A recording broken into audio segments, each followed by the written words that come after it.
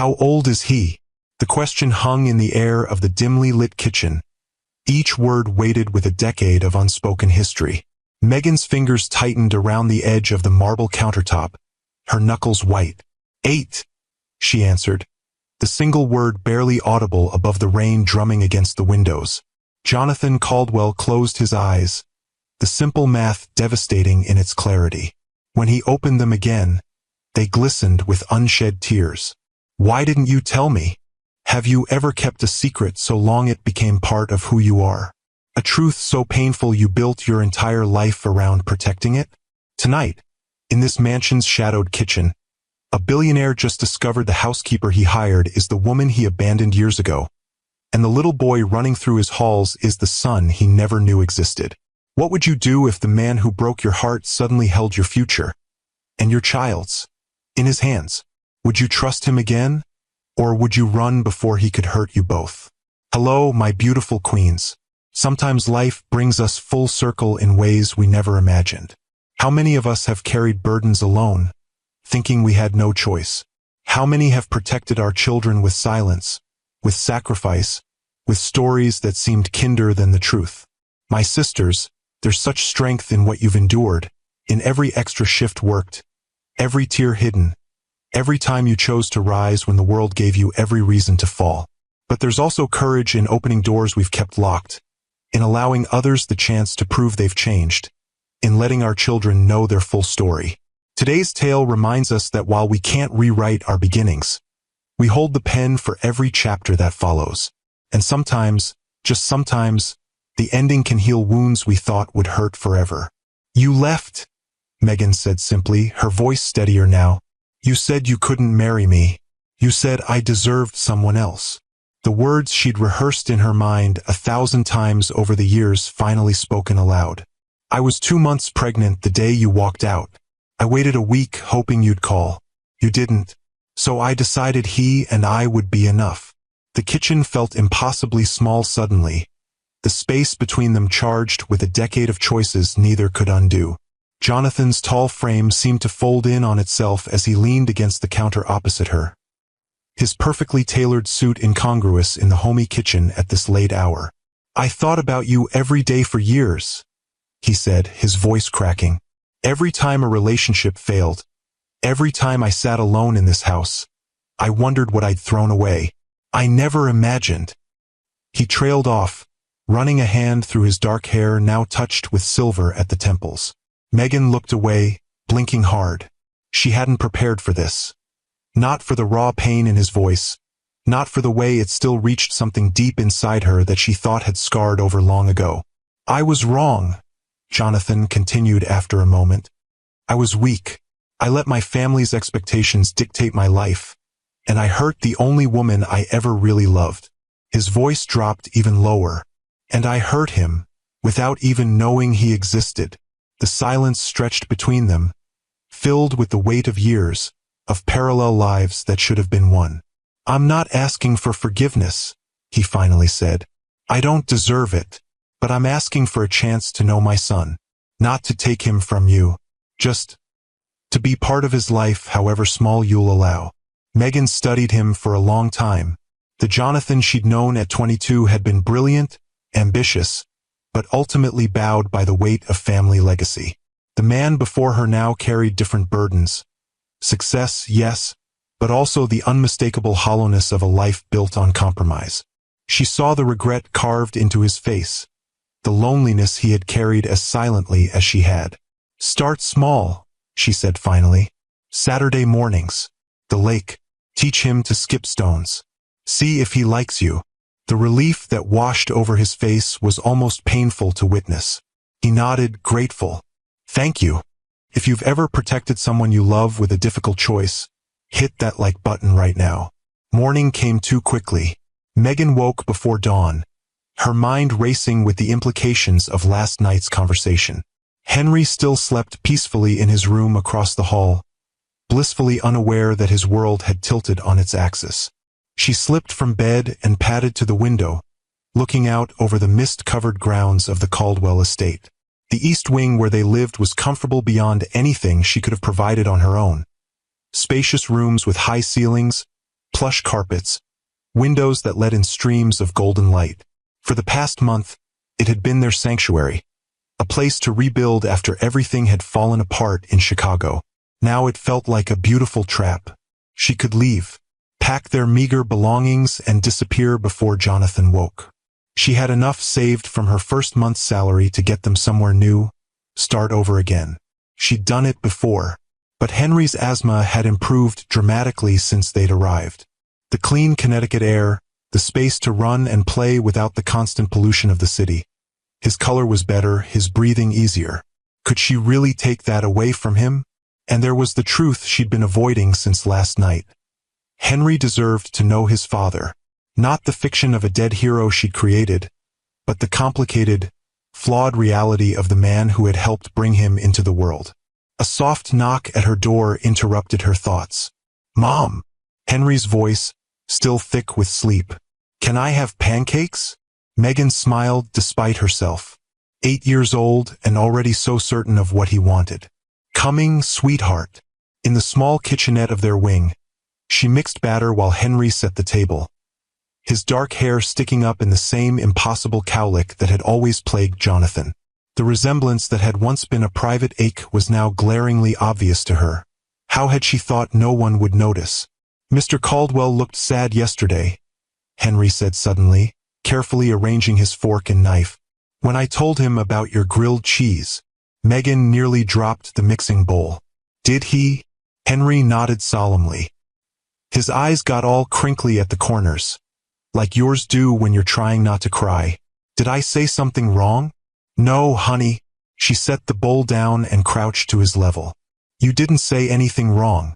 Mr. Caldwell just has a lot on his mind." "Is that why he was in our kitchen last night?" Megan froze. "You were awake?" Henry shrugged. "I got thirsty. I heard voices, but I went back to bed." He looked at her with those thoughtful brown eyes, Jonathan's eyes. "Were you fighting?" "No, we were just talking." She brushed his hair back from his forehead. "Grown-up stuff. About me." Sometimes his perceptiveness still caught her off guard. "Why would you think that?" "Because he keeps looking at me funny, like he's trying to figure something out." Before she could formulate a response, there was another knock, this one at the main door to their wing. Megan straightened, wiping her hands on a dish towel. "Finish setting the table, okay?" She opened the door to find Mrs. Ellis, the head housekeeper, her silver hair immaculately pinned as always despite the early hour. "Good morning, Megan," she said warmly. "Mr. Caldwell asked me to deliver this." She handed over a cream-colored envelope, heavy stationery with the Caldwell crest embossed in the corner. "Thank you, Mrs. Ellis." The older woman hesitated. "Is everything all right, dear? You look like you haven't slept." Megan managed a smile. "Just a restless night. Nothing to worry about." Mrs. Ellis nodded, though her eyes remained concerned. "Well, if you need anything at all, you know where to find me." When the door closed, Megan opened the envelope with unsteady fingers. "Megan, I would appreciate the opportunity to speak with you again this evening, after Henry is asleep. There are practical matters we should discuss. I'll be in the library at 9. Jonathan." Formal, controlled, so different from the raw emotion of last night. This was the Jonathan the world saw. Measured, deliberate, every word carefully chosen. She'd almost forgotten that version of him existed alongside the man who had stood in her kitchen with tears in his eyes. The day passed in a blur of routine tasks, dusting the formal dining room, polishing the silver in the butler's pantry, changing linens in the guest rooms.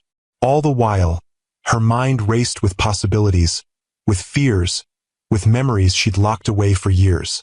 As she worked, she found herself drawn back to that humid August evening in Boston. 10 years ago, the cafe near the Charles River had been their place, a tiny establishment with mismatched chairs and the best coffee in Cambridge. They'd studied there during finals, celebrated job offers there, dreamed about their future there. It seemed fitting, somehow, that it would also be where everything ended. Jonathan had been quiet all evening, barely touching his espresso, his eyes fixed on the table between them rather than on her face. Megan had known something was wrong, had felt it in the stiffness of his shoulders when she'd hugged him hello, in the way he'd barely returned her kiss. Still, nothing could have prepared her for the words that finally came. "I can't marry you, Megan," he'd said, eyes still fixed on the table. "My family, they've already arranged things. Expectations I can't walk away from. You deserve someone who can give you everything. I'm not that man, not anymore." She'd sat stunned, the words landing like stones. The small velvet box she'd found in his drawer the week before, the ring she'd pretended not to have seen, flashed through her mind. Along with the pregnancy test she'd taken that morning, the second pink line faint but unmistakable. "What are you saying?" she'd managed, her voice sounding distant to her own ears. "What expectations?" "Jonathan, we've been planning our future for 2 years." "I know." He'd finally looked up then, his expression a mask of resignation. "But the Caldwell name comes with responsibilities I can't ignore. The merger with Westfield Industries depends on connections. Family connections." Understanding had dawned with sickening clarity. "They want you to marry someone else. Someone who benefits the business." He hadn't denied it. "My father made it clear. Either I step into the role that's been planned for me since birth, or I'm cut off.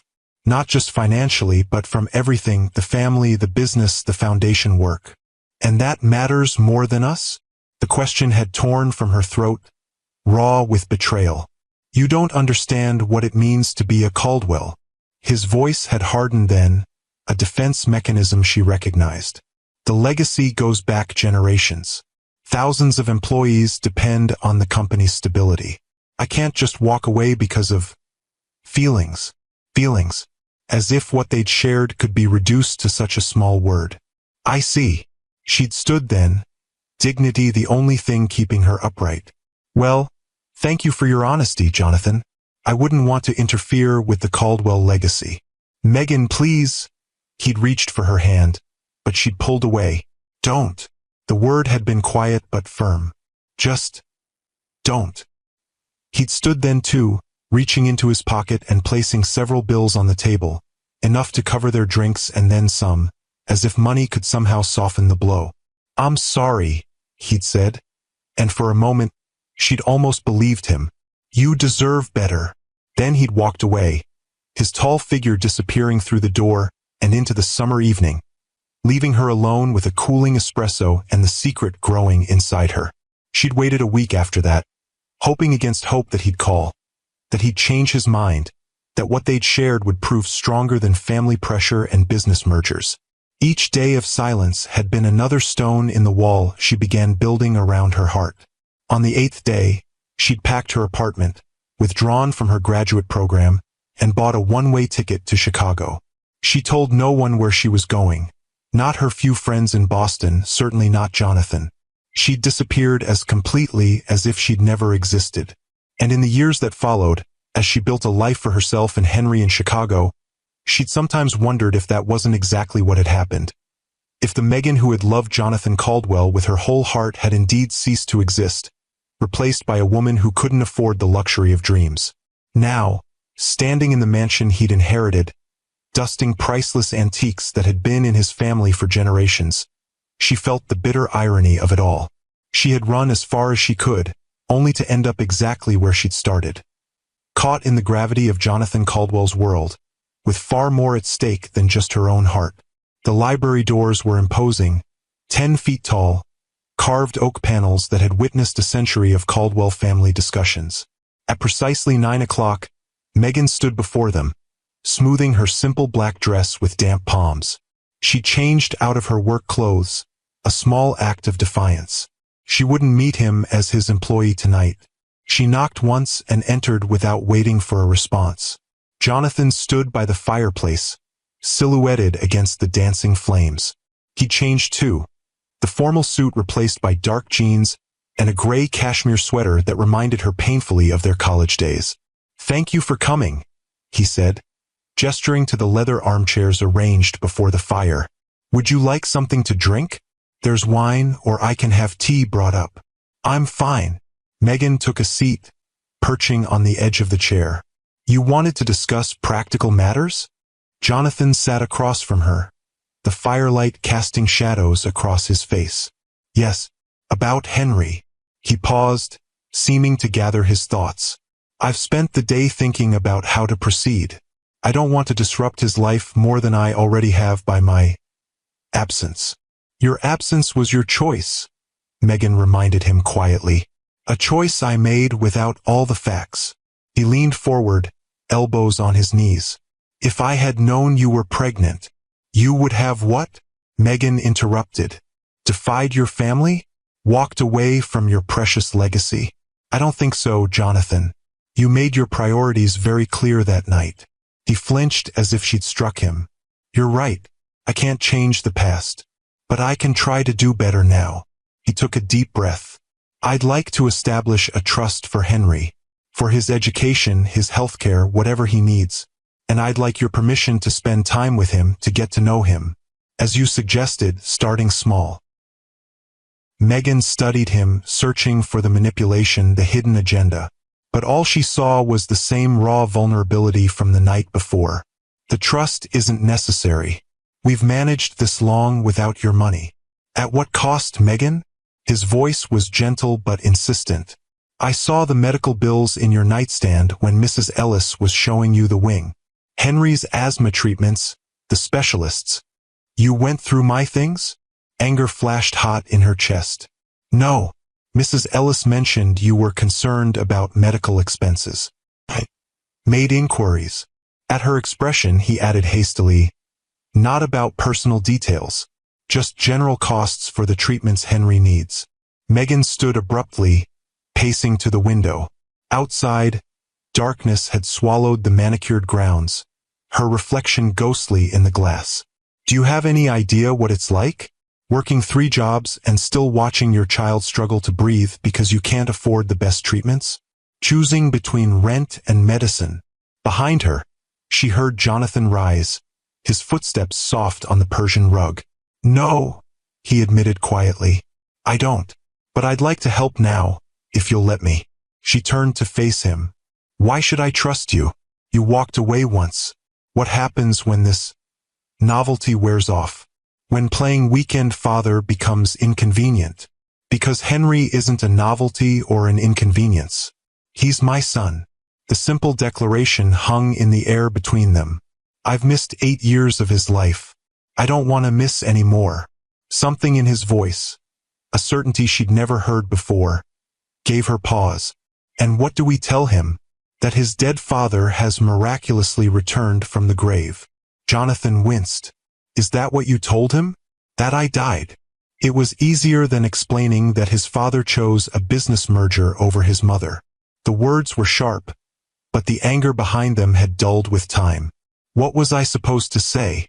Sorry, honey. Your daddy decided we weren't good enough? You could have told me, Megan.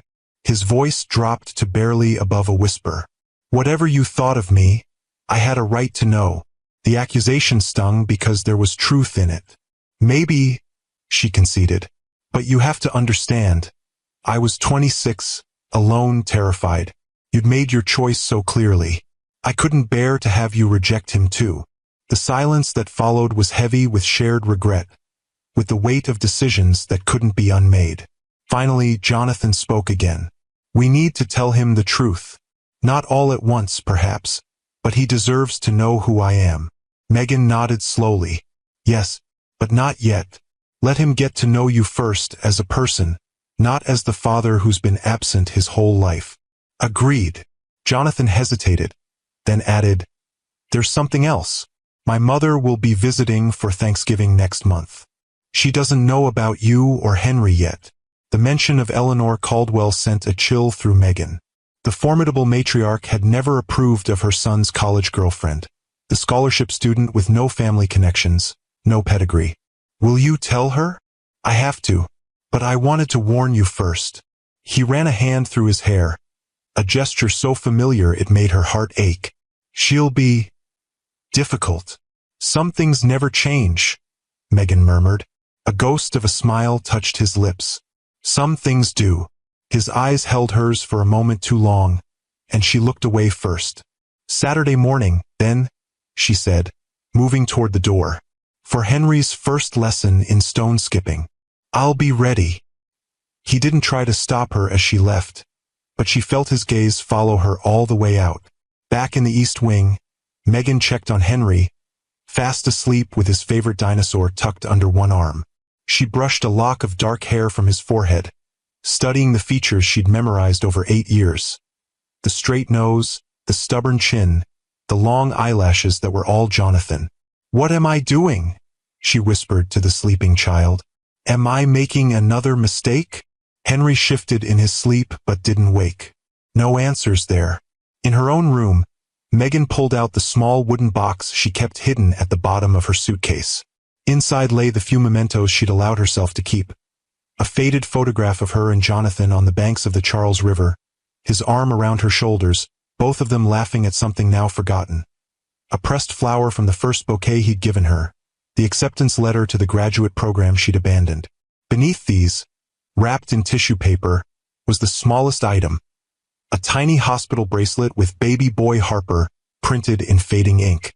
She'd kept it as a reminder of those first days alone, of the strength she'd found when she had no choice but to be strong. Now, holding it in her palm, she wondered if strength sometimes meant letting go of old wounds, of carefully constructed walls. If perhaps Henry deserved the chance to know his father, regardless of her own complicated feelings. She returned the bracelet to its hiding place, decision made. She would give Jonathan this chance for Henry's sake. But she would watch carefully, protect fiercely. She wouldn't let her son experience the same rejection she had endured. Saturday dawned clear and crisp, the kind of autumn day that painted the Connecticut countryside in gold and crimson. Henry bounced with excitement as they walked down to the lake, peppering Megan with questions.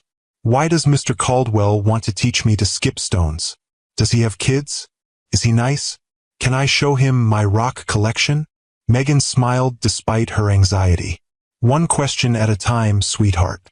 Mr. Caldwell doesn't have other children. Yes, he can be nice, and I'm sure he'd love to see your rocks. But why me?" Henry persisted, kicking at fallen leaves. "He's so rich and important. Mom, he has a helicopter. I saw it in the magazine in his library." How to answer that?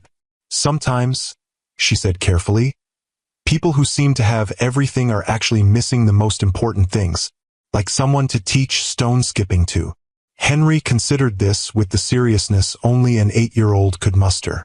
"That's sad." "Yes," Megan agreed softly. "It is." Jonathan was waiting at the small dock, hands in the pockets of his jacket, looking uncharacteristically nervous. When he spotted them, he straightened, a smile transforming his features. "Good morning," he called, walking to meet them. "Perfect day for stone skipping, wouldn't you say?"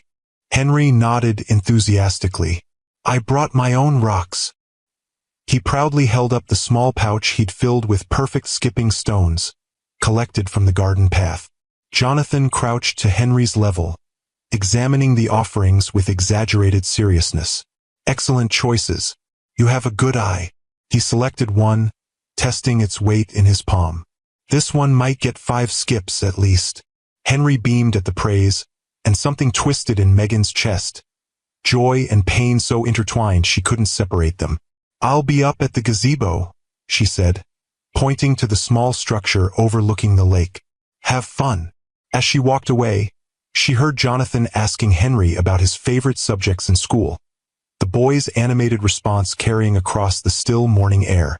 From the gazebo, she watched them, Jonathan demonstrating the perfect wrist flick, Henry's look of concentration as he tried to mimic the movement, their shared delight when a stone skipped 3 times before sinking. They looked so natural together, as if the years of separation had never happened. The sight brought tears to her eyes that she quickly blinked away. If you've ever had to start over when everything fell apart, comment New Beginnings below and share this with a sister who needs to hear this story. The weeks that followed settled into an unexpected rhythm. Saturday mornings became sacred, Jonathan and Henry exploring the estate grounds, fishing in the lake, examining the vintage car collection in the garage. Henry returned from these outings flushed with excitement, full of stories about Mr. Caldwell and his adventures. "He's been to Africa, Mom," He showed me pictures of elephants he saw, and he promised to take me someday if you say it's okay," Henry added, clearly having been coached on this point. Megan had smiled, touched by Jonathan's respect for her authority. "We'll see, sweetheart. That's a big trip." Meanwhile, her own interactions with Jonathan remained carefully cordial. They discussed Henry's schedule, his school progress, his health, never venturing into the dangerous territory of their shared past or uncertain future. It was easier that way, safer. But sometimes, catching him looking at her when he thought she wouldn't notice, she glimpsed something in his eyes that made her heart beat faster. A longing that mirrored her own carefully buried feelings.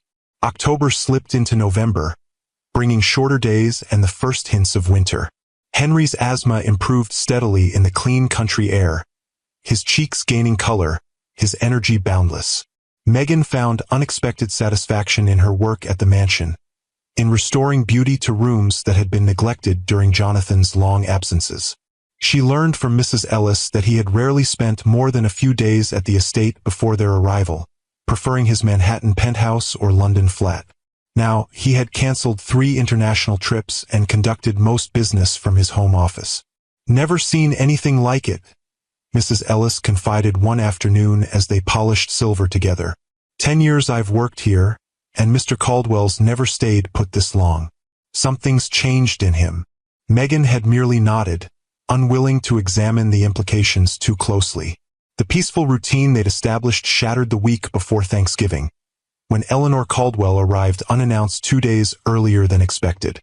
Megan was in the main hall, arranging fresh flowers in the massive crystal vase that centered the entryway, when the front doors swung open.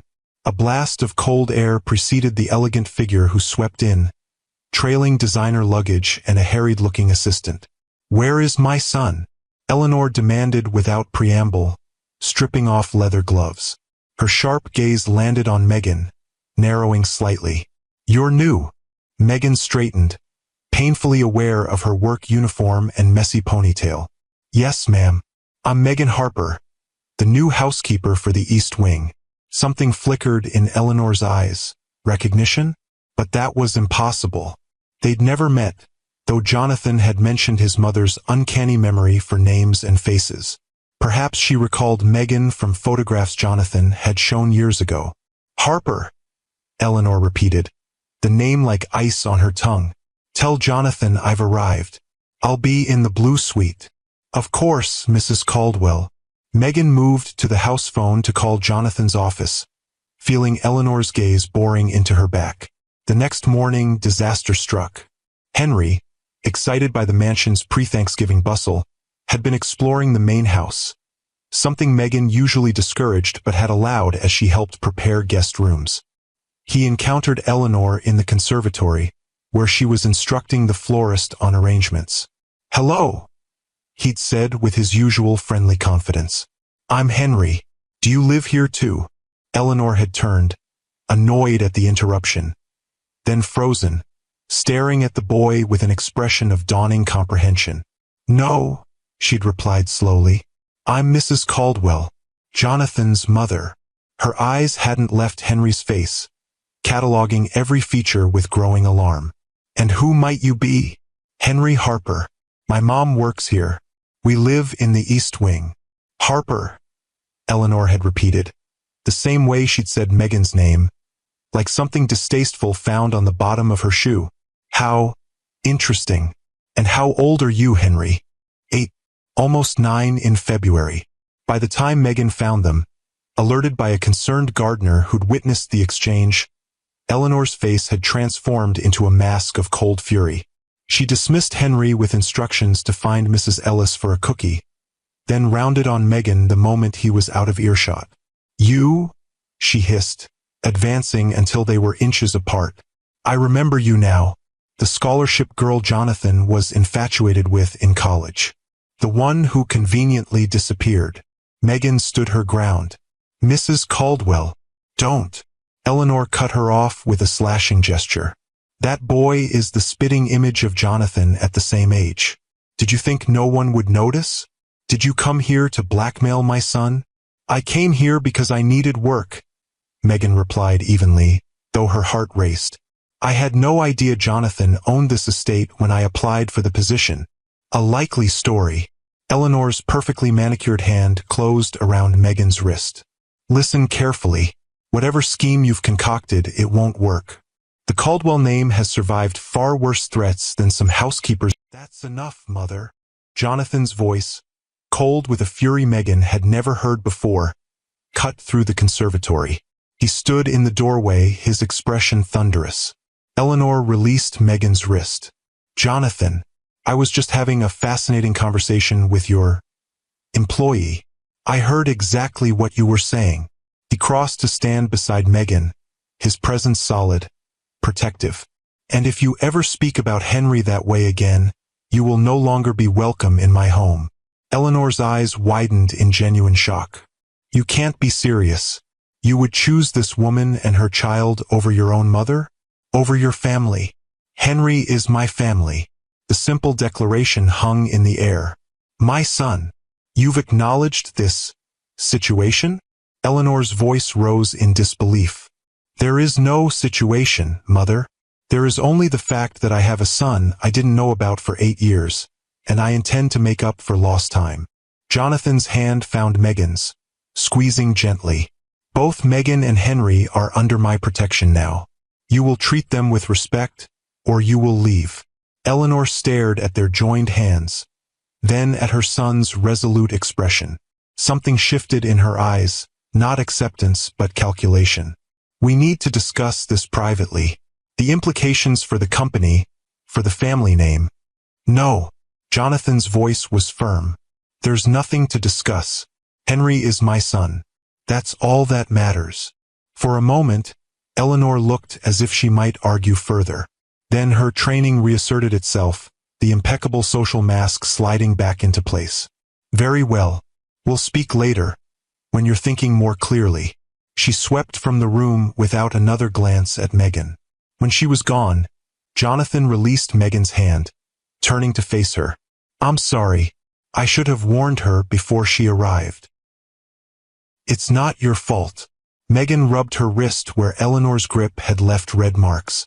I should have kept Henry in our wing. No. Jonathan's voice was fierce. This is his home too now. He shouldn't have to hide. He ran a hand through his hair, a gesture of frustration she remembered well. I knew she would be difficult, but I didn't expect this level of hostility. Jonathan's jaw tightened as he glanced toward the doorway his mother had just exited. She's always been protective of the family name, but this crosses a line. Megan sighed, the adrenaline of the confrontation leaving her suddenly exhausted. She's afraid, Jonathan. You've upended everything she thought she knew about your life, about the future she planned for you. You're defending her? His eyebrows rose in surprise. After what she just said about Henry? No, never that. Megan's voice hardened. But I understand fear. It makes people lash out, say terrible things. She looked up at him, really looked at him for perhaps the first time since their reunion. Thank you for standing up for us. Something flickered in his eyes. Pain, regret, determination. I should have done it 10 years ago. The weight of that admission hung between them. All the what-ifs and might-have-beens too heavy to acknowledge fully. We need to tell Henry, Megan said finally. After what just happened, he's going to have questions. And I don't want him hearing anything from your mother first. Jonathan nodded, his expression grave. Tonight, she agreed. They found Henry in the kitchen with Mrs. Ellis, happily helping to roll out pie dough for Thanksgiving desserts, his small hands dusted with flour. He looked up with a bright smile that faltered slightly when he saw their serious expressions. Am I in trouble? He asked immediately. I didn't mean to bother the scary lady. She asked me questions. Mrs. Ellis, sensing the tension, discreetly excused herself with a murmured comment about checking the linen inventory. You're not in trouble, sweetheart, Megan assured him, taking a seat at the kitchen island. But Mr. Caldwell and I need to talk to you about something important. Henry wiped his hands on his apron, his expression turning solemn. He had always been perceptive, quick to read emotional undercurrents. Is it about my asthma? Is it getting worse again?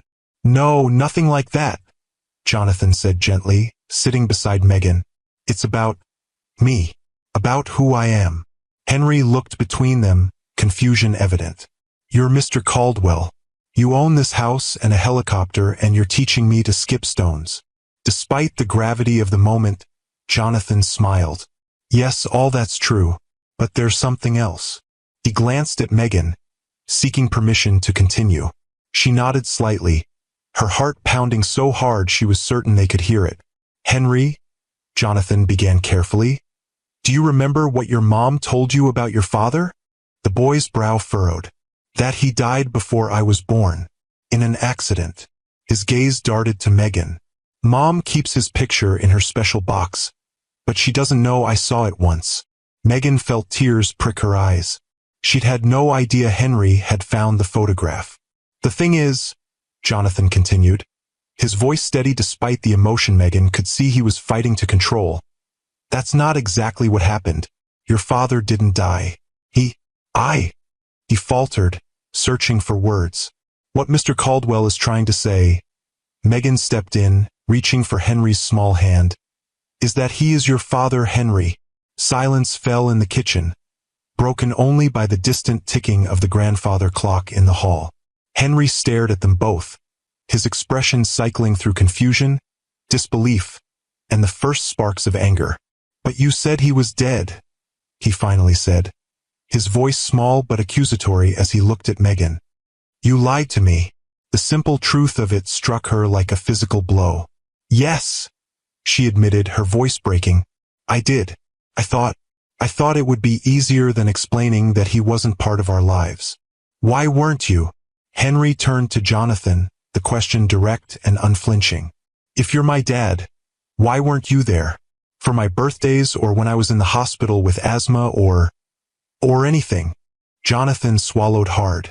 Because I didn't know about you, Henry. Your mom and we separated before she knew she was going to have you. And by the time she found out, I was gone. You left her. The accusation in those 3 words was devastating in its simplicity. Yes, Jonathan didn't flinch from the truth. I made a terrible mistake. I let other people tell me what was important, instead of listening to my own heart. And because of that, I missed knowing the most important person in the world, you. Henry's eyes filled with tears. So you didn't want us?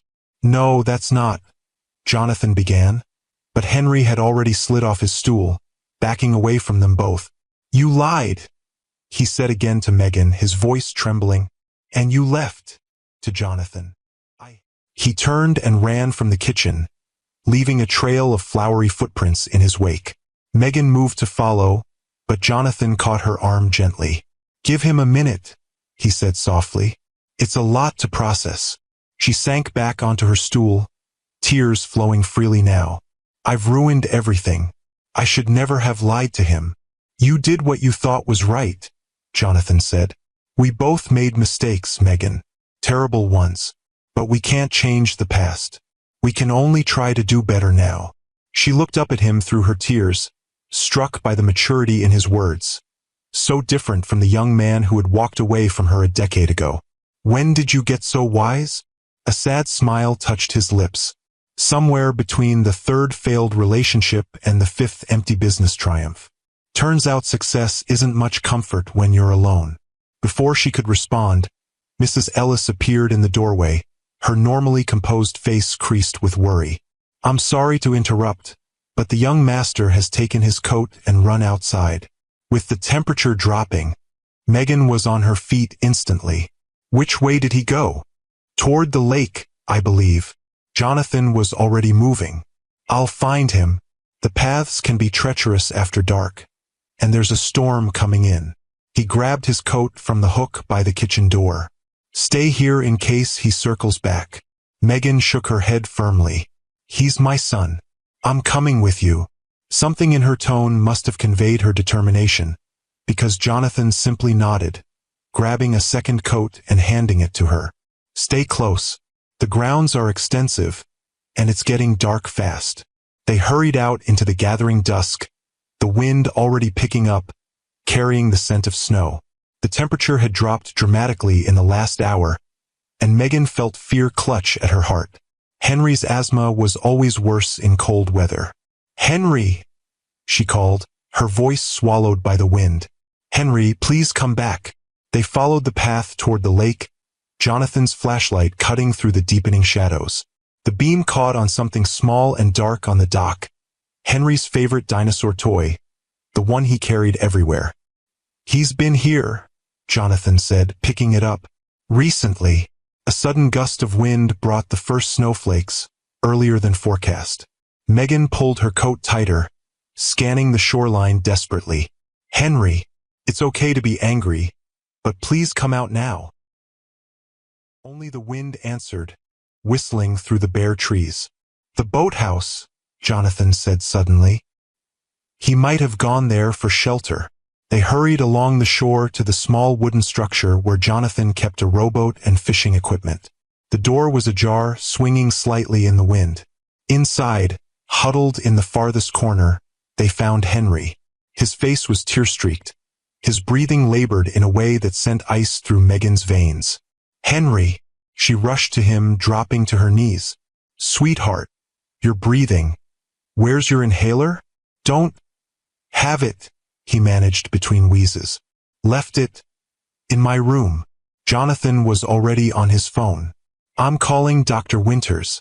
He lives on the property." To Megan, he added, "He's Henry's new specialist. I arranged it after I saw the medical records." Under different circumstances, Megan might have been angry at this presumption. Now she was only grateful. Henry needs his medication. Dr. Winters met them at the service entrance, medical bag in hand. He took one look at Henry and immediately administered a breathing treatment, his movements efficient and calm. "Let's get him to a warm room," he instructed. "Keep him upright to ease his breathing." They moved to the library, where a fire was already burning in the massive stone fireplace.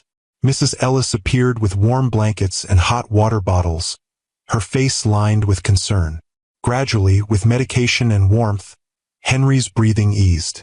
The blue tinge left his lips, replaced by a more natural color. He leaned against Megan on the sofa, exhausted but no longer in immediate danger. "He should rest now," Dr. Winters said, packing away his equipment. "I'll leave additional medication in case there's another episode. But he's stable." He glanced at Jonathan. "You got to him quickly. That made all the difference." After the doctor left, a heavy silence fell over the library. Henry, drowsy from the medication but still awake, looked between Megan and Jonathan with red-rimmed eyes. "I'm sorry I ran away," he said in a small voice. "Oh, sweetheart." Megan hugged him gently. "We're the ones who should be sorry. We should have told you the truth from the beginning." "Were you ever going to tell me?" he asked, the question piercing in its directness. Megan hesitated, then decided he deserved complete honesty. "I don't know. I was afraid. Afraid you'd be hurt. Afraid you'd be angry. I thought I was protecting you, but maybe I was just protecting myself." Henry absorbed this, then turned to Jonathan. "And you really didn't know about me?" Jonathan shook his head, moving to kneel before the sofa so he was at eye level with his son. "No. If I had known, nothing could have kept me away. Not my family, not my business, nothing." His voice was thick with emotion. "I've missed so much of your life, Henry, and I will regret that every day. But if you'll let me, I'd like to be part of whatever comes next." Henry studied him with those thoughtful brown eyes, so like Jonathan's own. "Do I have to call you Dad?" A small, sad smile touched Jonathan's lips. "No. You can call me whatever makes you comfortable." "And we don't have to leave?" Henry glanced at Megan. "The scary lady. Your mom. She seemed like she wanted us to go away." "This is your home now," Jonathan said firmly. "Both of you.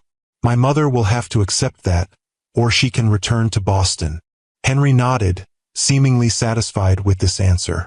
Then, with the resilience of childhood, he changed subjects entirely. "Can I have hot chocolate? Mrs. Ellis makes it with real chocolate and tiny marshmallows." The tension broke, and Megan found herself laughing through her tears. "Yes, I think that can be arranged. As if summoned by the mention of her name, Mrs. Ellis appeared in the doorway. I took the liberty of preparing a tray, she said, wheeling in a cart with steaming mugs and a plate of cookies. I thought everyone could use something warm after the excitement. Henry's face lit up, his earlier distress temporarily forgotten in the face of chocolate and marshmallows. As Mrs. Ellis helped him sit up and arranged the tray, Jonathan moved to sit beside Megan on the sofa. Thank you, he said quietly, for letting me help tonight, for trusting me with him. Megan nodded, too emotionally drained for words. But when his hand found hers on the cushion between them, she didn't pull away. If you believe everyone deserves a second chance to make things right, subscribe to Timeless Love Tales with Mr. Harrison for more stories that touch your heart. The days following Henry's asthma attack brought a fragile new understanding to the household. Eleanor Caldwell, faced with her son's unwavering stance, retreated into frigid politeness. She remained for Thanksgiving dinner, a tense affair where conversation revolved carefully around neutral topics, then departed for Boston the following morning, citing pressing foundation matters that required her attention. She'll come around, Jonathan said as they watched her car disappear down the long driveway. Eventually. Will she? Megan asked, skeptical. He turned to her, his expression thoughtful. 10 years ago I would have said no. But people can change, Megan. I have. Indeed, the change in Jonathan was becoming more apparent each day. The driven, sometimes distant businessman now made time for evening board games with Henry, for weekend explorations of the estate grounds, for conversations about dinosaurs and space and whatever else captured his son's imagination. More surprising to Megan was the change in herself, the gradual softening of the protective walls she'd built around her heart. She found herself looking forward to the moments when the three of them were together, found herself laughing more easily, dreaming more freely. December arrived with a blanket of snow that transformed the estate into a winter wonderland. Henry, fully recovered from his asthma attack and adapting to the new reality of his family, threw himself into preparations for his first Christmas in the mansion. "Do you think we can get a tree as tall as the ceiling?" he asked one evening as they sat in the library, the fire crackling merrily in the grate. "Billy at school said rich people always have giant trees." Jonathan chuckled. "We can certainly try. There's a tree farm about 20 miles from here where we can choose one ourselves." "Really?" Henry's eyes widened. "We get to cut it down and everything?" "That's the tradition," Jonathan confirmed. "My father used to take me every year when I was about your age." Megan, curled in an armchair with a book, looked up in surprise. Jonathan rarely spoke of his father, who had died when he was in his early 20s. The few mentions had always been tinged with a complicated mix of respect and resentment. "What was he like?" she asked softly. "Your father." Jonathan's expression grew distant. "Complicated. Brilliant in business, demanding at home. The Caldwell legacy was everything to him, continuing the family name, expanding the family fortune." He glanced at Henry, who was listening with rapt attention. "He wasn't an easy man to please. Did he teach you to skip stones?" Henry asked. A smile touched Jonathan's lips. "No, that was my grandfather, my mother's father. He was different, gentler. He taught me to fish, to sail, to appreciate beauty for its own sake, not just for its value." "Is that why you have all those paintings?" Henry gestured to the artwork that adorned the library walls, original pieces by renowned artists, collected over generations. "Some of them," Jonathan acknowledged. "Others were investments. My father believed everything should serve a purpose, preferably a profitable one." "That sounds sad," Henry said with a child's direct honesty. "Didn't he ever do things just because they were fun?" Jonathan seemed startled by the question. "I don't think he knew how," he said finally. "Fun wasn't a priority in the Caldwell household." "Is that why you left Mom?" Henry asked, the question landing like a stone in still water. "Because your dad said you had to?" The silence that followed was heavy with unspoken history. Megan started to intervene, to deflect the painful question, but Jonathan held up a hand. In a way, he said carefully. My father had died by then, but I was still trying to live by his rules. To be the son he wanted, even though he wasn't there to see it. He looked directly at Henry. It was the biggest mistake of my life. I hurt your mother very badly, and I missed knowing you. I've regretted it every day since. Henry absorbed this with the solemn consideration he brought to all important matters. But you're not following those rules anymore? No, Jonathan said firmly. I'm trying to make my own rules now. Better ones. Henry nodded, apparently satisfied. Good, because those old rules were stupid. He returned his attention to the Christmas catalog spread before him. The conversation concluded in his mind. Megan and Jonathan exchanged a glance over his head. Amusement, wonder, and something deeper neither was quite ready to name. Later that evening, after Henry had gone to bed, Megan found Jonathan still in the library, staring into the dying embers of the fire. He has your directness, Jonathan said without turning, cutting straight to the heart of things. And your stubbornness? Megan countered, settling into the chair opposite him. Once he makes up his mind, wild horses couldn't change it. A comfortable silence fell between them, the kind they'd begun to share more frequently in recent weeks. Not the tense, guarded silences of their early reunion, but something gentler, more contemplative. I never thanked you, Jonathan said finally, for giving him my name. Megan looked up, surprised. What do you mean? Henry. It was my grandfather's name, my mother's father. The one I told Henry about tonight. Understanding dawned. I didn't know, she admitted. I chose it because it felt right. Strong but gentle. She hesitated, then added softly, like the best parts of you. Jonathan's eyes met hers, filled with an emotion that made her heart beat faster. There were times, he said, his voice barely above a whisper. In the years after I left, when I would see a woman with your walk, or hear someone laugh like you, and I'd feel this physical pain, like something vital had been torn away. I told myself it would fade with time. Did it? The question slipped out before she could stop it. No. The simple admission hung in the air between them. I just got better at ignoring it. Megan looked down at her hands, twisted together in her lap. I was so angry for so long, she confessed. Not just because you left, but because even after everything, there were moments when I missed you so much I couldn't breathe. Megan. Her name was a plea on his lips. I know I have no right to ask this, but is there any chance? Could we start again? Not from the beginning. Too much has happened for that. But from here now. She met his gaze, seeing the vulnerability there, the fear of rejection he couldn't quite hide. I don't know, she answered honestly. There's so much history between us, Jonathan. So much hurt. And it's not just about us anymore. Henry has to come first. Of course, he agreed quickly. Always. I would never suggest otherwise. But, she continued, her voice softening, I think I'd like to try. Slowly. The hope that bloomed in his eyes was almost painful to witness. Slowly, he echoed. I can do slowly. The tree-cutting expedition the following weekend marked a turning point. Bundled against the December cold, the three of them tramped through rows of fragrant pines at the Christmas tree farm, Henry darting ahead to examine each potential candidate with critical enthusiasm. This one, he called, standing beside a magnificent blue spruce that towered at least 12 feet tall. It's perfect. Jonathan surveyed the tree with exaggerated seriousness. I don't know. What do you think, Megan? Can we fit this monster in the library? The ceilings are 18 feet, she replied, playing along. I think we can manage.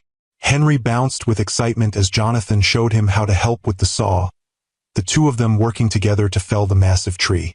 Watching them, dark heads bent close, the same determined set to their jaws. Megan felt a surge of emotion so powerful it nearly overwhelmed her. This was what she had dreamed of during those lonely nights in Chicago, what she had thought forever beyond reach. A family, whole and healing. The day continued like something from a Christmas movie. Hot chocolate at a small cafe in town.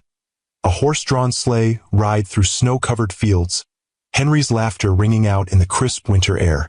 By the time they returned to the mansion, cheeks flushed with cold and excitement, something had shifted subtly in their dynamic. They felt like a family. Decorating the tree became an all-day affair. Mrs. Ellis brought down boxes of ornaments from the attic, delicate glass baubles passed down through generations of Caldwells, alongside newer additions Jonathan had collected during his travels.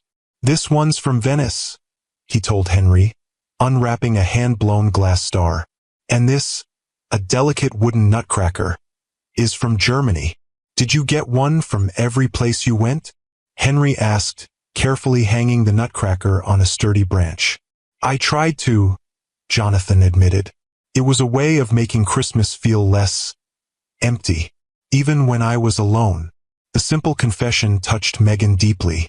She had always imagined Jonathan's Christmases filled with glamorous parties and expensive gifts, not quiet loneliness masked by souvenirs. "Well, you're not alone this year," she said, impulsively squeezing his hand. His fingers tightened around hers, his eyes conveying what words couldn't. As December progressed, the mansion transformed. Garlands draped the grand staircase. Wreaths adorned every door, and the scent of gingerbread wafted from the kitchen where Henry helped Mrs. Ellis with her famous cookies.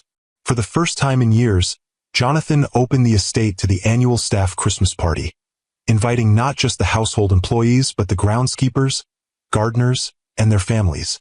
"My father discontinued the tradition," he explained to Megan as they watched Henry play with the gardener's grandchildren. "He said it was an unnecessary expense." "And what do you think?" she asked. Jonathan smiled, watching the joy that filled rooms too long silent. "I think some expenses are very necessary indeed." Christmas Eve arrived with a fresh snowfall that blanketed the estate in pristine white. Henry, nearly bursting with excitement, could barely sit still through dinner. "Can we open just one present tonight?" he pleaded. "Please? It's tradition." "Is it now?"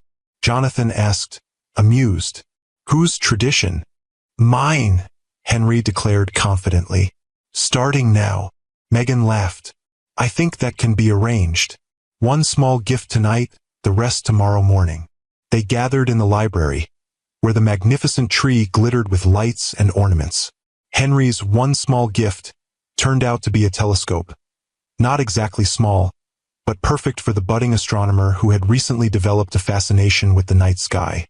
"It's awesome," he exclaimed, already examining the various parts. "Can we set it up tonight?" The snow stopped, and Mrs. Ellis says it's supposed to be super clear. "After you open your other gifts," Jonathan said, handing small packages to both Henry and Megan. Henry's contained a compass that had belonged to Jonathan's grandfather. "For when we go exploring," Jonathan explained. Megan's package held a delicate silver bracelet with a single charm, a tiny silver book. "Open it," Jonathan urged softly. The miniature book opened to reveal microscopic pages with actual text, the opening lines of Pride and Prejudice, her favorite novel from college days. "You remembered," she murmured, touched beyond words. "I remember everything about you, Megan," he said quietly. "I always have." The moment was interrupted by Henry's excited voice. "Mom, you have to open your big present now." "Big present?" she echoed, confused. "I thought we were only doing one tonight." "This one's special," Henry insisted, pulling her toward a large envelope he'd hidden behind the tree. "Mr. Caldwell, Dad, helped me with it." The casual use of Dad, the first time Henry had said it, wasn't lost on either adult. Jonathan's eyes shone with emotion as Megan accepted the envelope. Inside was a formal-looking document. As she read it, her hand flew to her mouth, tears springing to her eyes. "It's the deed to a building in Chicago," Jonathan explained. "The old diner where you worked, the one that closed. I've purchased it, and it's being renovated as we speak. If you want, it's yours to run, to make into whatever you envision." "But," Megan struggled to find words. "How did you know? You mentioned once how much you loved that place, how you dreamed of owning it someday." Henry told me it was where you took him after school, where the regulars taught him to play chess. You did this for me? She could hardly believe it. For us, Henry corrected proudly. Dad says we can go there on weekends and in the summer. I can help with the cash register. Megan looked between them, her son, vibrant with excitement, and Jonathan, watching her with hopeful uncertainty. Do you like it? He asked. If it's too much, or not what you want. She cut him off by stepping forward and, for the first time since their reunion, wrapping her arms around him in a genuine embrace. It's perfect, she whispered against his chest. Thank you. His arms came around her, tentative at first, then holding her close as if afraid she might disappear. Over her head, he exchanged a triumphant grin with Henry, who gave an enthusiastic thumbs up.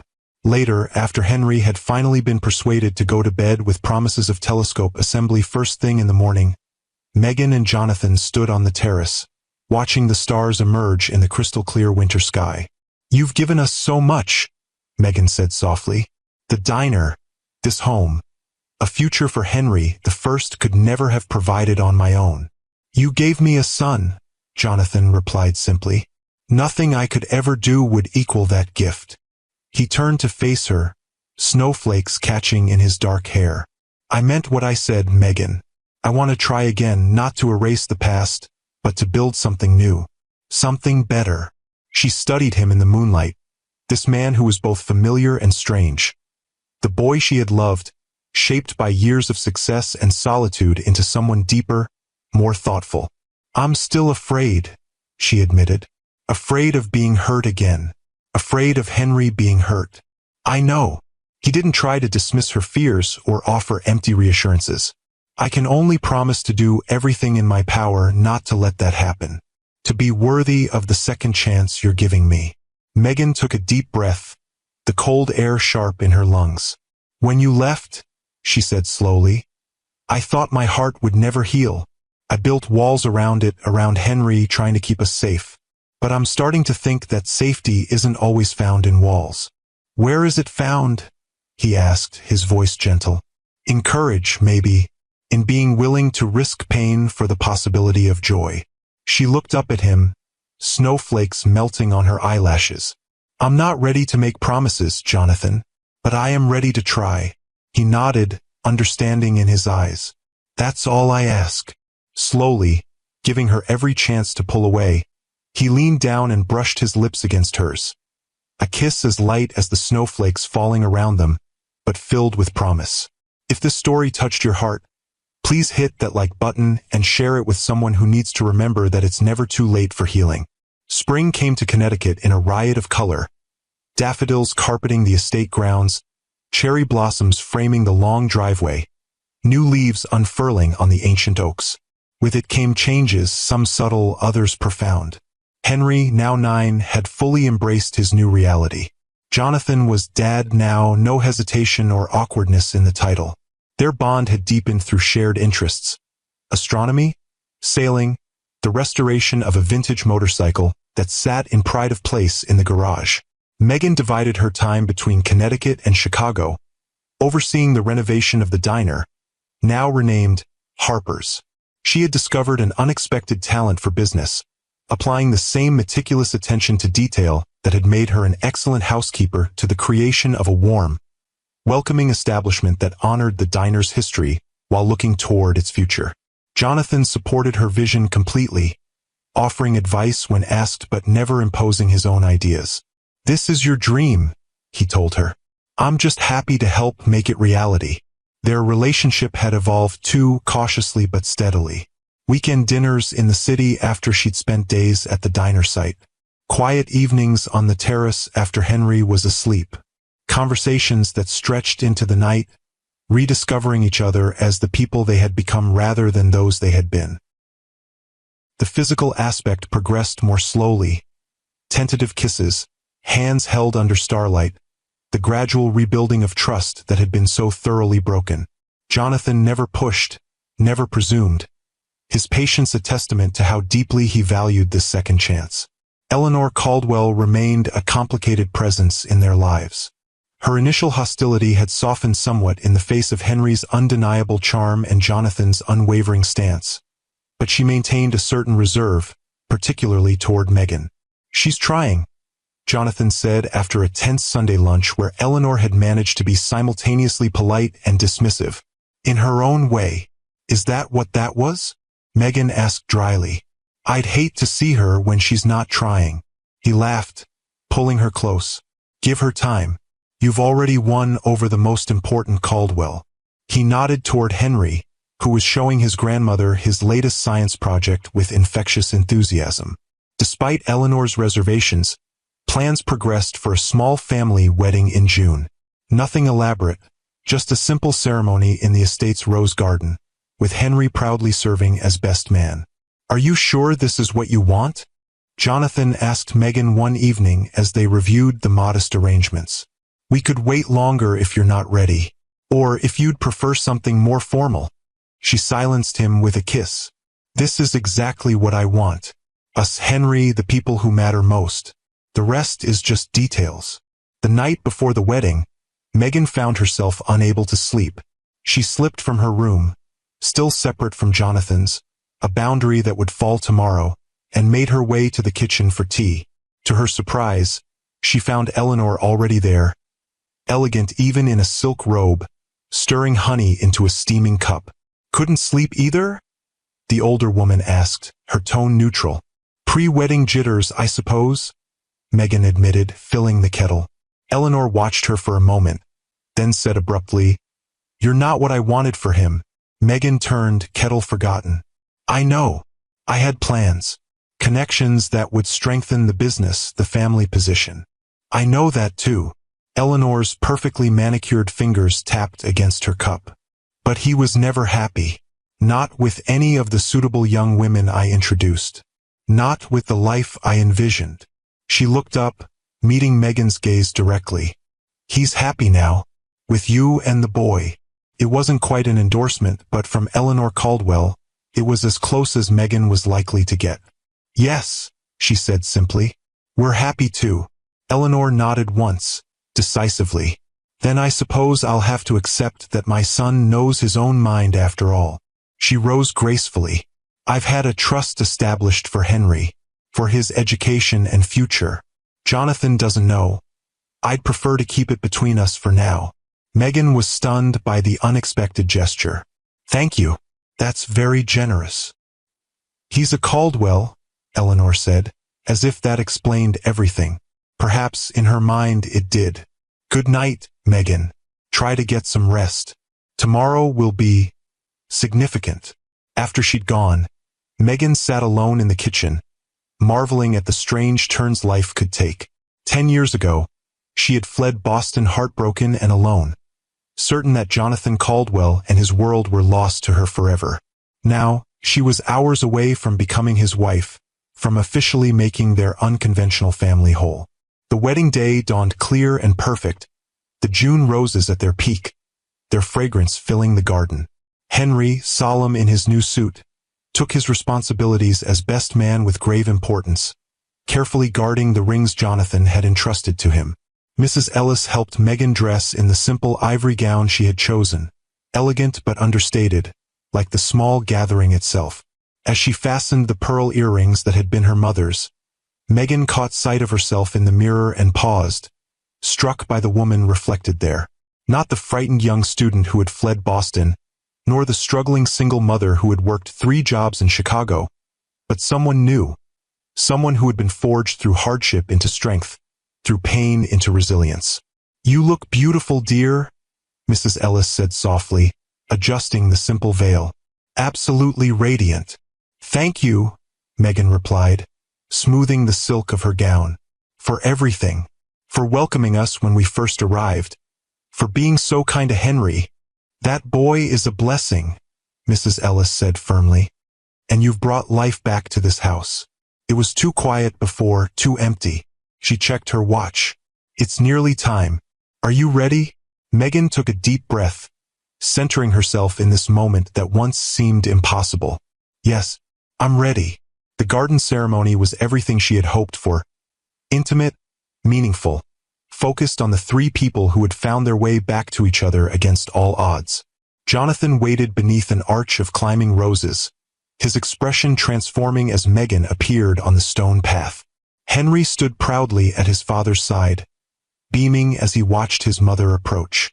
The vows they exchanged were simple but profound, acknowledging both the pain of their past and the promise of their future. "I choose you, Megan," Jonathan said, his voice steady despite the emotion shining in his eyes. "Not because of duty or expectation, but because loving you is the truest thing I've ever known. I promise to honor that truth every day, to be the husband and father our family deserves." When it was her turn, Megan's voice wavered slightly, but her words were clear. "I choose you, Jonathan, not despite our past, but with full awareness of it, of how far we've come and how much we've grown. I promise to build this new chapter with you in trust and honesty, to create the family we were always meant to be." Henry's moment came when the minister asked for the rings. With solemn dignity, he presented them on the small velvet cushion he'd insisted on carrying, then added his own unscripted contribution. "I promise to be a good son," he announced clearly, looking between his parents, "and to remember that even when things seem broken, they can be fixed if you try hard enough." There wasn't a dry eye in the garden after that. The small reception that followed was held on the terrace overlooking the lake where Jonathan had first taught Henry to skip stones. As twilight descended, lanterns glowed among the trees, casting a magical light over the celebration. Eleanor Caldwell, elegant in pale blue silk, approached the newlyweds with 2 crystal flutes of champagne. "Congratulations," she said, her usual reserve softened slightly. "It was a lovely ceremony." "Thank you, Mother," Jonathan replied, accepting the glass. "I'm glad you were here to share it." Eleanor's gaze shifted to Megan. "The Caldwell women have a tradition," she said, removing a small velvet box from her evening bag. "This has been passed down for generations, from mother to daughter-in-law." Inside the box lay a platinum pendant, an intricate design of intertwined C's surrounded by tiny diamonds. "It represents continuity," Eleanor explained, "the unbroken line of family." Megan was speechless at the unexpected gesture. "It's beautiful," she finally managed. "Thank you." "Welcome to the family, Megan," Eleanor said formally, then added in a lower voice, "Take care of them both." Before Megan could respond, Henry bounded up, excitement overriding his earlier formality. "Mom, Dad, Mrs. Ellis says it's time to cut the cake. And then can we please light the lanterns for the lake?" "You promised." The floating lanterns had been Henry's special request. Paper lights to be released onto the water as darkness fell, carrying wishes for the future. Jonathan had readily agreed, always eager to create new family traditions distinct from the more rigid Caldwell customs of his childhood. "Of course, buddy," Jonathan said, ruffling his son's hair. "Cake first, then lanterns." As the evening progressed, Megan found a quiet moment to slip away to the dock, needing a breath of solitude to absorb the day's emotions. The lake stretched before her, dark and peaceful under the emerging stars. "Hiding from your own wedding?" Jonathan's voice came softly from behind her. She turned with a smile. "Just catching my breath. It's been quite a day." "Regrets?" he asked, coming to stand beside her. "Not one," she assured him, leaning into his side as his arms circled her waist. "I was just thinking about how unlikely this all is. If someone had told me 10 years ago that we'd end up here, I wouldn't have believed it either," he admitted. "But maybe that's the point. Life rarely follows the path we expect." "Mom, Dad," Henry's voice called from the terrace. "We're ready for the lanterns." They turned to see their son waving excitedly, surrounded by the small gathering of guests holding paper lanterns waiting to be lit.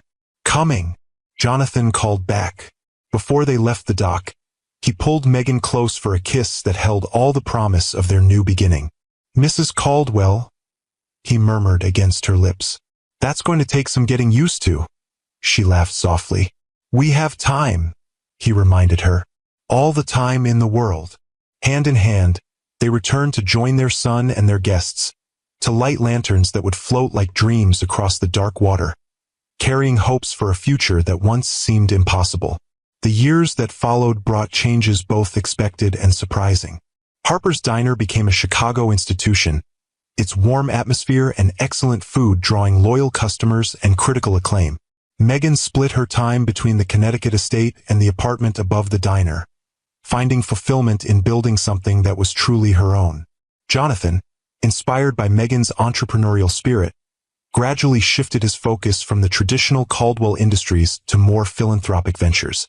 He established a foundation supporting single parents pursuing higher education, with scholarships named in Megan's honor. Henry thrived, his asthma well managed, his natural intelligence nurtured by both parents in different ways. Jonathan encouraging his interest in science and engineering, Megan fostering his creative side through art and music. By 12, he was designing his own small inventions in the workshop Jonathan had built for him. By 14, he had won his first science competition with a device that monitored air quality to help asthma sufferers. Eleanor Caldwell remained a complex presence in their lives, never fully warming to Megan but developing a genuine bond with Henry, who seemed immune to his grandmother's occasional frostiness. She recognized in him the Caldwell intelligence and determination, traits she valued above all others. "He'll make an excellent CEO someday," she remarked during one of her visits, watching Henry explain his latest project to Jonathan. "If that's what he wants," Megan replied pointedly. Eleanor's lips thinned slightly, but she nodded. "Yes, if that's what he wants." It was a small concession, but a significant one from a woman who had spent her life believing in predetermined paths. On a warm summer evening 5 years after their wedding, Megan and Jonathan sat on the terrace watching the sunset, a comfortable silence between them. Henry was at science camp for 2 weeks, leaving the house unusually quiet. "I had a call from Dr. Winters today," Jonathan said, breaking the silence.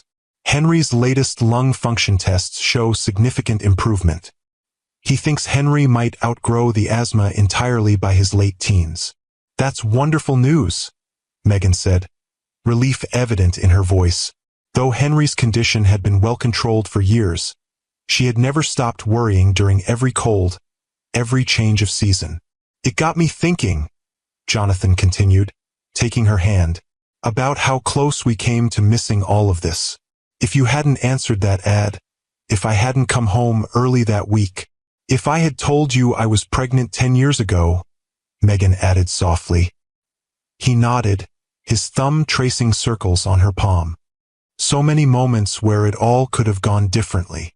Do you ever wonder what would have happened?" she asked. "If you had known about Henry from the beginning?" Jonathan was quiet for a moment, considering. "I'd like to think I would have done the right thing," he said finally. "But the truth is, I don't know if I was strong enough then. I was still trying to be the son my father wanted, still measuring success by his standards. And now I measure success differently." He smiled, lifting her hand to his lips. "By the happiness of my wife, by the growth of my son, by the life we've built together." Megan leaned against his shoulder, watching as the first stars appeared in the darkening sky. "It wasn't an easy road." "No," he agreed. "But maybe it needed to be difficult. Maybe we both needed to learn certain lessons before we could truly appreciate what we have." As night fell fully, they moved inside to the library, the room where Henry had first encountered his father, where so many pivotal moments in their journey had unfolded. The space had evolved over the years, Jonathan's austere taste gradually softened by Megan's influence. Family photographs now mingled with the valuable art, Henry's science awards displayed as proudly as the Caldwell heirlooms. "I found something today," Jonathan said, retrieving a small box from his desk drawer. "I was going through some old papers and came across this." Inside lay a small velvet ring box worn with age. Megan's breath caught as she recognized it. The engagement ring Jonathan had bought a decade ago, the one she had glimpsed in his drawer just days before he ended their relationship. "You kept it all this time?" she asked, not touching the box. "I couldn't bring myself to return it," he admitted. "Even after I walked away, it felt like letting go of the last piece of what might have been." Carefully, He opened the box to reveal a diamond solitaire, elegant but modest by Caldwell standards, chosen for Megan's simpler tastes rather than family expectations. "It would have been perfect," she said softly, finally reaching out to touch the ring she had never worn. "It still could be," Jonathan suggested. "Not to replace your wedding band, but perhaps as an anniversary gift? A symbol that we've come full circle?" Megan considered the idea, the symmetry of it appealing. "I'd like that," she decided. "A reminder that sometimes the longest journeys lead us right back where we belong." As Jonathan slipped the ring onto her right hand, a perfect fit, as if the years between had never happened, Megan reflected on the strange, winding path that had brought them here. The pain and separation, the struggles and sacrifices, the unexpected reunion that had given them a second chance at the family they were meant to be.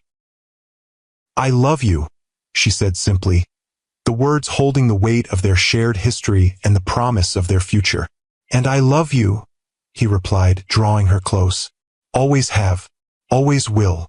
Outside, the Connecticut stars shone down on the Caldwell estate, on the home that had once echoed with silence but now resonated with the warmth of a family rebuilt.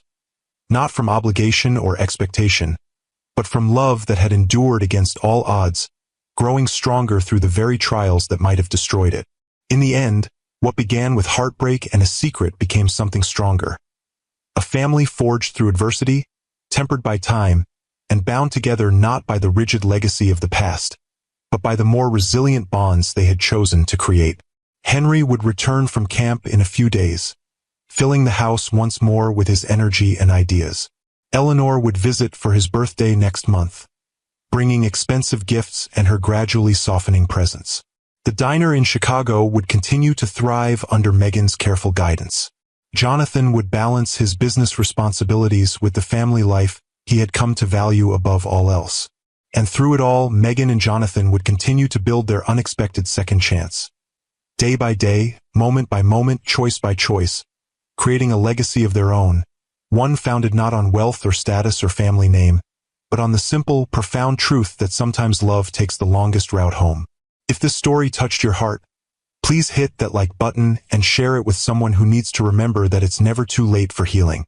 Subscribe to Timeless Love Tales with Mr. Harrison for more stories that remind us that even the most broken paths can lead to beautiful destinations. Remember, my queens, that life rarely unfolds as we expect. The detours, the heartbreaks, the moments when we think all is lost. These are often the very turns in the road that lead us to our greatest blessings. The courage to begin again, to open our hearts after they've been broken, to trust when trust seems foolish. This is the quiet strength that transforms ordinary lives into extraordinary journeys. Your story isn't finished as long as you're still writing it. And sometimes, just sometimes, the most beautiful chapters come after the pages you thought had ended the book. Until next time, this is Mr. Harrison, reminding you that true love doesn't always arrive on schedule. But when it's real, it's always, always worth the wait.